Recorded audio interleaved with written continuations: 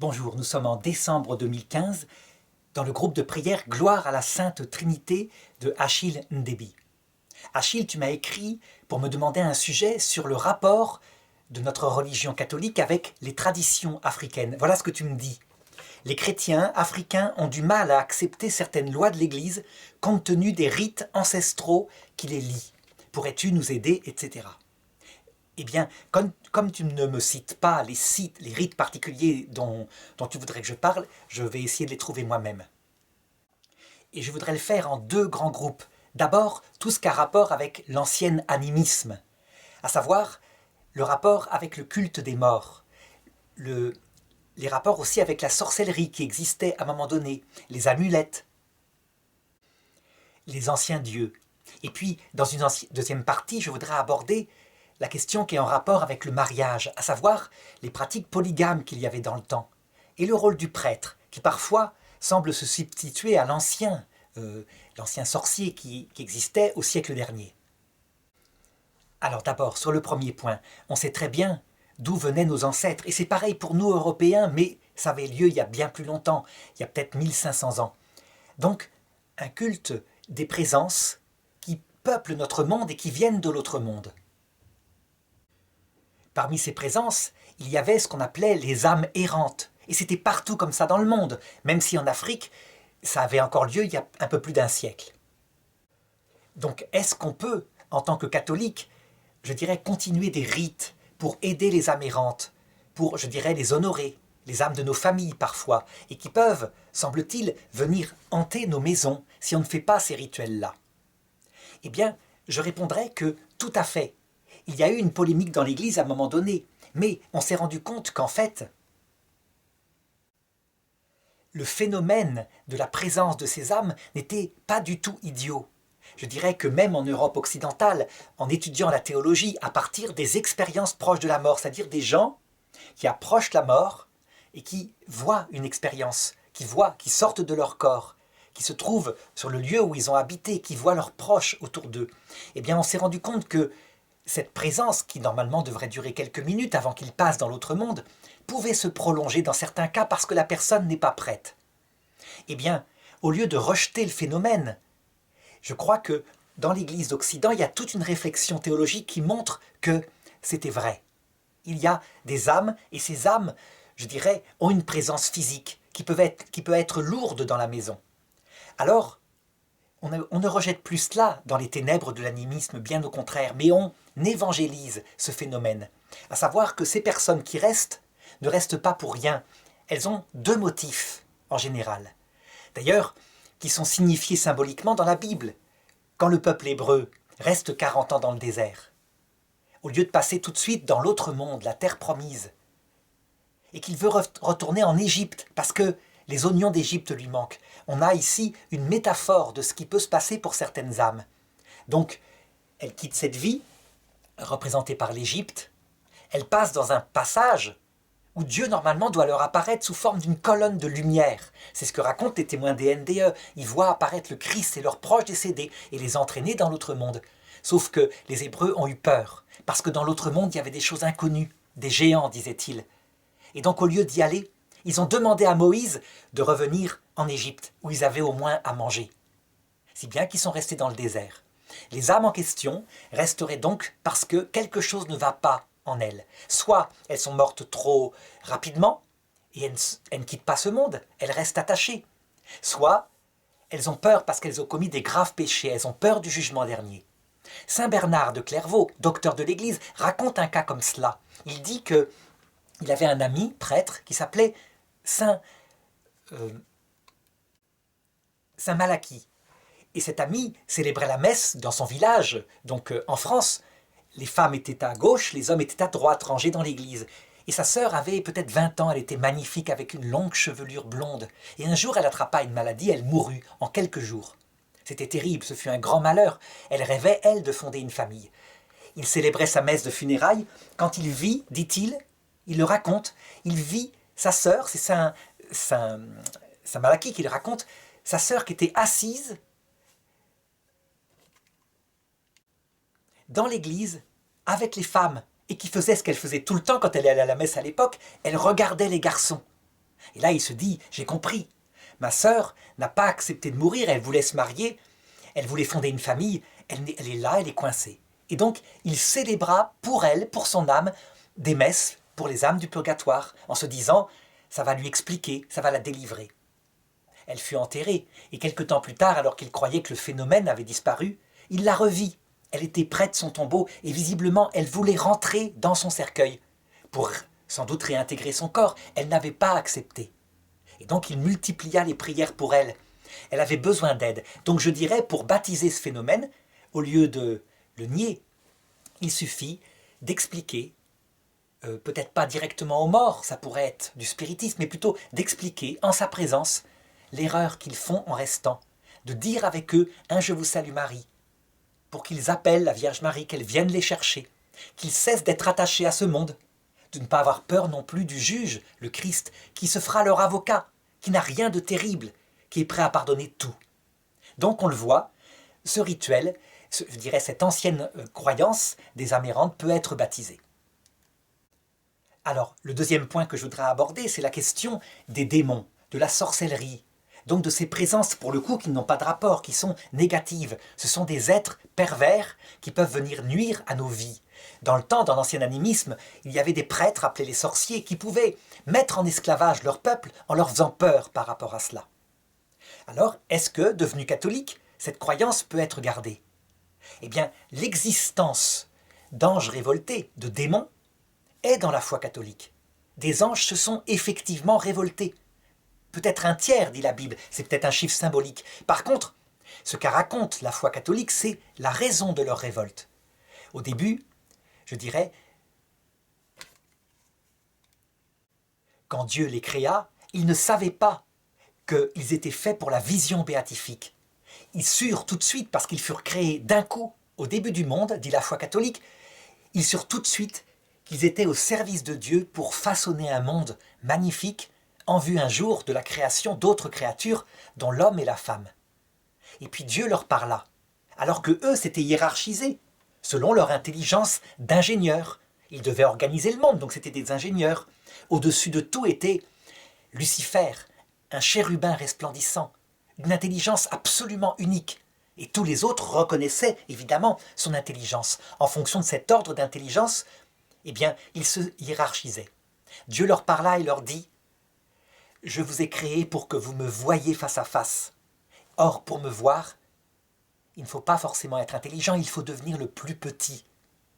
Nul ne peut voir Dieu sans devenir le plus petit, sans mourir à soi-même. » Et là, aussitôt, tous ces anges qui réfléchissaient, et en particulier Lucifer, se dirent, ça veut dire que, puisque nous sommes très intelligents mais peu portés à l'humilité, les créatures qu'il provisionne de faire bientôt, à savoir l'homme et surtout la femme. Je ne veux pas dire par là que toutes les femmes sont humbles, c'est pas ça, mais toutes les femmes sont faites pour être mères, pour donner la vie, et donc souvent l'amour, et puis la présence de leur enfant passe avant leur propre vie. C'est une tendance en tout cas, que certaines appliqueront, et Lucifer s'est dit certaines l'appliqueront, donc elles seront plus humbles que nous, donc elles seront reines au ciel. Et là, un certain nombre d'entre eux se sont révoltés en disant à Dieu « Pas question, nous ne servirons pas ce projet. Tu es quand même Dieu. Tu es le plus intelligent. Donc tu dois rester le premier. C'est quoi cette histoire de mettre le plus humble en premier ?» Ils devinrent ce jour-là les démons. Et donc leur seule obsession maintenant est active. Elle consiste à essayer d'entraîner le maximum d'hommes et de femmes dans l'égoïsme, dans l'orgueil, pour qu'à l'heure de la mort, ils les suivent dans leur révolte, qu'ils réclament à Dieu en même temps qu'eux, qu'il change ses plans et qu'il donne le paradis, non pas aux plus humbles, mais aux plus intelligents. Voilà à quoi il veut entraîner l'homme. Et quelquefois, évidemment, eh bien, il le fait par tous les moyens. On peut dire que il y a 3 sortes de personnes qui peuvent subir ces mauvaises influences du démon. D'abord, les personnes qui ont été imprudentes et qui ont fait du spiritisme, qui ont cru pouvoir évoquer les morts, leur parler comme ça, les faire apparaître. Les morts n'apparaissent pas, mais les démons se font passer pour eux très souvent. Il y a un risque. Et donc, les spirites ont souvent des phénomènes qui viennent hanter leur vie, nuire, des cauchemars, des choses comme ça qui apparaissent de plus en plus forts. Deuxième phénomène, le phénomène du sorcier. lorsque quelqu'un qui fréquente les démons veut nuire à son prochain, pourquoi pas lui envoyer un sort et faire une sorte de pacte avec ce démon pour qu'il nuise à son ennemi. Et troisième phénomène, plus rare mais qui existe, les grands saints. Ça veut dire les personnes qui ont résisté à toutes les tentations, qui sont humbles, qui essayent d'aimer du mieux qu'elles peuvent, d'être fidèles, vertueuses. Là, quand le démon a épuisé toutes les tentations possibles, tentations de désespoir, tentations, je dirais, de trahison, eh bien il peut venir autour d'eux pour faire des bruits, les obséder par sa présence. Alors, donc on le voit, la croyance dans ces créatures est tout à fait assimilable par la foi catholique. La seule différence, par contre, c'est que, maintenant que nous avons le Christ et la Vierge Marie et les saints, dont la puissance vient de l'humilité et de l'amour, ils n'ont plus aucun pouvoir sur nous. Donc, par rapport à ces démons, je dirais, ce qu'on ne peut pas assumer de ces anciennes religions, c'est le fait d'en avoir peur. De croire qu'ils ont un quelconque pouvoir sur nous. S'ils ont un pouvoir, c'est que Dieu leur donne. Il faut bien se dire ça, ce ne sont que des créatures. Or, la peur, le fait de craindre eux directement et de ne pas se mettre sous la protection de Dieu, ce sont les anciennes pratiques animistes. Et alors, on faisait des rituels magiques, on portait éventuellement des gris-gris, c'est-à-dire des amulettes, en pensant que l'amulette elle-même, étant chargée d'un pouvoir magique, chasserait les démons. Pour baptiser, rendre chrétien cette conception, voilà comment il faut faire. Premièrement, se former en théologie très précisément sur l'histoire des démons, la connaître leur origine, le motif de leur révolte, pourquoi ils nous tentent, pourquoi parfois ils obsèdent par des bruits dans la maison, parfois des possessions. Deuxièmement, connaître exactement la puissance de Dieu et de la Vierge Marie et des saints, qui, évidemment, dès qu'on les invoque, chassent ces démons. Ces démons ne peuvent pas rester, sauf dans quelques cas, mais qui ont toujours rapport avec une permission de Dieu. Alors, si on a pratiqué du spiritisme, il suffit pour s'en libérer de se confesser, vraiment, de demander pardon, de ne plus refaire ces phénomènes-là, et quand il essaye de réattaquer par des présences, des espèces de prophéties dans la tête, ne pas s'en occuper, les chasser, simplement, s'occuper de la prière, de sa maison, et elles finissent par disparaître. Quand on a reçu un sort, qu'on croit avoir reçu un sort, que des malheurs arrivent dans sa maison, eh bien, quelquefois on est tellement démunis qu'on ne se tourne pas vers Dieu. Je pense qu'il faut se tourner vers Dieu, mais le faire simplement, pas le faire sans arrêt, pas multiplier les médailles, une médaille suffit, le chapelet suffit. Et se mettre sous la protection de la Sainte Vierge en sachant bien que si les attaques continuent, c'est que la Sainte Vierge le veut pour notre sanctification un tout petit peu, un certain temps, mais qu'elle arrêtera les choses. Troisièmement, quand on est un grand saint qui a résisté à toutes les tentations, comme le curé d'Ars, quand le curé d'Ars se rendit compte que c'était en fait des démons qui faisaient des bruits dans sa maison, il eut plus peur. Il se dit « Ah, ce n'est que ça. Ah bon, c'est le grappin, tant pis. » Et il le laissa faire toute sa vie. Alors, troisième sujet, toujours en rapport avec l'animisme, les lieux saints et les amulettes. Les lieux saints, ça veut dire les endroits où, dans le temps, il y avait des anciens cultes, aux anciennes divinités. Les amulettes, ça veut dire des médailles, des sortes de choses comme ça qu'on portait, qui étaient de l'ancienne religion, qu'on appelait des gris-gris et qui permettaient de se protéger. Eh bien, l'Église catholique les a baptisés aussi, en ce sens qu'elle les a transformés. Quand à un ancien lieu où était vénérée une ancienne divinité, qui était parfois un démon, puis parfois simplement rien, eh bien, l'Église remplace ce lieu, ne le supprime pas, ne le détruit pas, mais le remplace par un lieu consacré à l'un de nos saints du ciel, qui est en rapport avec la vie de ce Dieu mythologique. Par exemple, chez nous, en Occident, les temples qui étaient dédiés en Grèce à une ancienne déesse égyptienne appelée Isis, eh bien, furent remplacés par la Vierge Marie. Et le Christ était au centre. Parce que la différence, c'est que nous savons, nous, que les saints et les anges ne sont pas des dieux, mais des compagnons de Jésus-Christ, à qui il donne entièrement sa confiance et tous ses pouvoirs. Donc ils ont vraiment la possibilité d'agir. Résultat, si on va par exemple dans un lieu particulier pour obtenir la fécondité, une grossesse, eh bien, il y a des saints qui se chargent de ça. Je pense à Sainte Marine. Sainte Marine qui a protégé un enfant qui était abandonné. C'est une vie très touchante qu'elle a eue. Et donc, elle est la patronne des enfants abandonnés en particulier. Pour ce qui est des amulettes, eh bien, une médaille, comme celle-là, la médaille miraculeuse de la rue du Bac, n'est pas une amulette. La différence avec une amulette, voilà laquelle elle est. Cette médaille n'est qu'un bout de fer. Ce n'est rien d'autre. C'est un objet symbolique. Elle n'a aucun pouvoir. La Vierge demande de la porter à la rue du Bac lors de son apparition vers 1830, mais ce n'est pas la médaille qui agit. C'est la Vierge Marie. Et elle nous demande en échange, parce qu'elle nous donnera sa protection, de méditer le message qu'elle a mis sur la médaille, à savoir des sortes de symboles pour comprendre leur signification, donc nous former en théologie. Alors elle nous promet que les épreuves qui nous arriveront et les joies seront modérées par elle, et que d'autre part, à l'heure de notre mort, elle viendra nous chercher, elle sera là. Donc on le voit, tous ces rituels, toutes ces pratiques familières de la religion populaire, l'Église les a conservées précieusement. Elle les a simplement consacrées au Christ. Il ne faut pas s'en passer, il faut les baptiser, encore une fois. Alors je sais que les protestants, dans nos pays, disent que c'est de la superstition, qu'en fait le catholicisme a simplement intégré des éléments du paganisme. Je pense qu'ils ont tort. Ils ont tort. Prendre ce qui vient de la religion populaire pour permettre aux gens de s'approcher de Jésus, en leur donnant un sens chrétien, en rapport avec la foi, ce n'est pas assumer des choses du paganisme, c'est les baptiser, les transfigurer. De la même façon, par exemple, que Jésus, Jean-Baptiste, donc le judaïsme, il l'a pris et il l'a transformé par son Esprit Saint dans le christianisme. Le baptême de Jean, baptême pour le pardon des péchés, avait une valeur, et il l'a transformé dans le baptême de l'Esprit Saint, la venue de Dieu dans le cœur, sans le renier. Donc on baptise toujours comme Jean-Baptiste avec de l'eau, sauf que ça a un autre sens.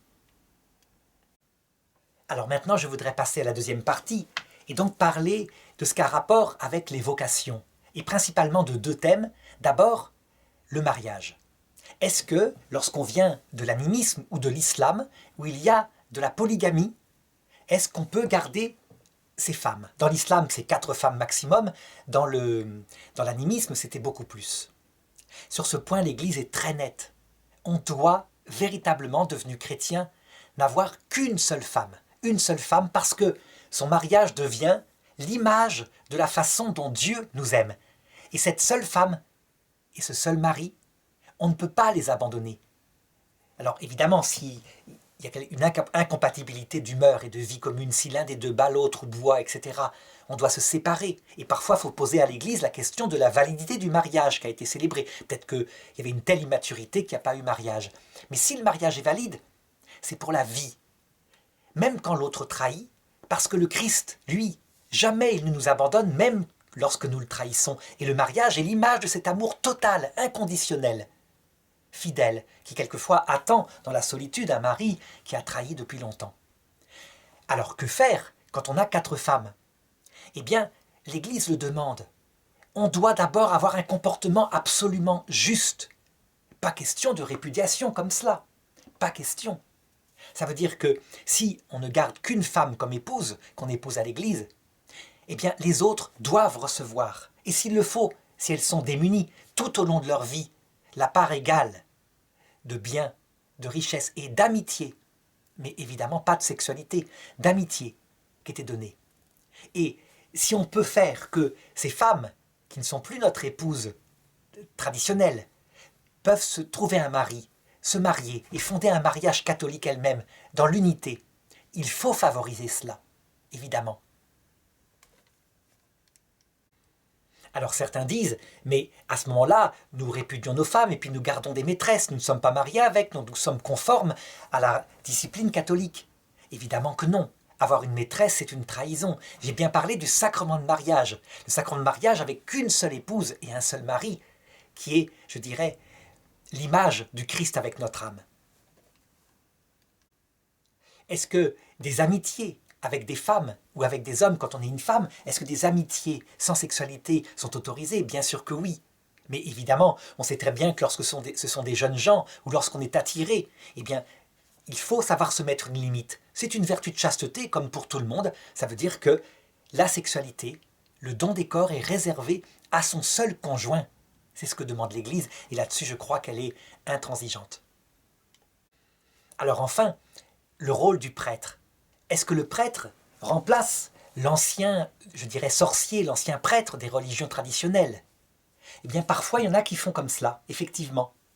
Et l'Église catholique a maintenu en Afrique l'obligation, donc pour les prêtres, d'être célibataires, pour bien trier les vocations. Parce que, en Afrique, où être prêtre, c'est devenir un notable, alors qu'en Europe, être prêtre, c'est devenir un pauvre homme, sans salaire, sans beaucoup de respect des autres. Donc là, je dirais, la vocation en Europe, elle doit exister pour la suivre, normalement. En Afrique, au contraire, pour des raisons mondaines, donc pour devenir quelqu'un comme le médecin, on peut devenir prêtre. Certains appellent à devenir prêtre pour cela. Donc pour l'éviter, l'Église maintient le célibat ecclésiastique, et évidemment, elle ne peut éviter des travers. Ça veut dire qu'il y a des prêtres qui ont des maîtresses, et il y a des prêtres, d'autre part, qui se comportent un peu comme des notables. Je dirais que là, c'est l'affaire de l'évêque, de trier dès le séminaire, qui dure quelquefois 6 ans, de trier les vraies vocations. Une vraie vocation de prêtre, c'est pour le service du Seigneur. Évidemment, les prêtres restent des hommes, donc la gloire peut attirer. Personne ne peut le nier. C'est tout de même quelque chose d'agréable d'être considéré. Mais je dirais qu'ils doivent se purifier peu à peu pour que leur vocation soit exclusivement centrée sur le service du Seigneur et le service des fidèles qui s'approchent du Seigneur. Quelquefois, le fait de faire un stage en Europe occidentale et de vivre la solitude des prêtres occidentaux dans des pays déchristianisés permet, je dirais, de bien éprouver sa vocation. Mais parfois, attention, c'est tellement dur que des prêtres n'arrivent pas à rester en Europe. Alors, je dis cela évidemment en précisant bien qu'on progresse tous, que, je dirais, les hommes mariés progressent dans la fidélité au sacrement de mariage, que les prêtres progressent dans leur vocation. Et que donc, si on tombe, eh bien, il y a le sacrement de pénitence qui permet de recevoir le pardon de Dieu, de se relever et d'éviter le péché. Voilà, Achille, j'espère avoir, je dirais, soulevé quelques thèmes rapidement et que ça correspondra à ce dont tu avais besoin. À bientôt.